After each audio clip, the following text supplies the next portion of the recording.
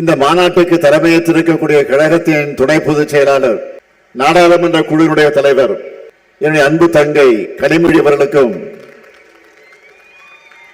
அவருக்கு துணையாக உடனிருக்கிற மகளிரணி நிர்வாகிகள் அனைவருக்கும் தலைமை கழகத்தின் சார்பில் என்னுடைய பாராட்டுக்களையும் வாழ்த்துக்களையும் நன்றியையும் நான் தெரிவித்துக் கொள்கிறேன். கனிமொழியை பொறுத்தவரை கவிஞர், பத்திரிகையாளர், மரபு கலைகள்ல ஆர்வம் கொண்டவர்னு பன்முக திறமை கொண்டவர். எப்பவுமே புன்னகை மாறாத முகத்தோடு இருப்பார். இப்ப பாருங்க, முகத்தை பாருங்க.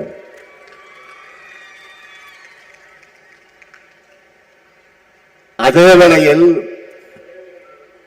நாடாளுமன்றத்தில் உரிமை குரல் எழுப்பும்போது கர்ஜனை மொழியாகவும் சீருவார். அது மட்டுமல்ல, தேர்தல்னு வந்துட்டாலே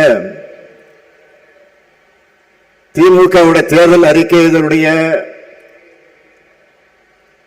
எப்பவுமே தேர்தல் அறிக்கை தான், திமுகவுடைய தேர்தல் அறிக்கை தான் எப்பவுமே ஒரு ஹீரோ.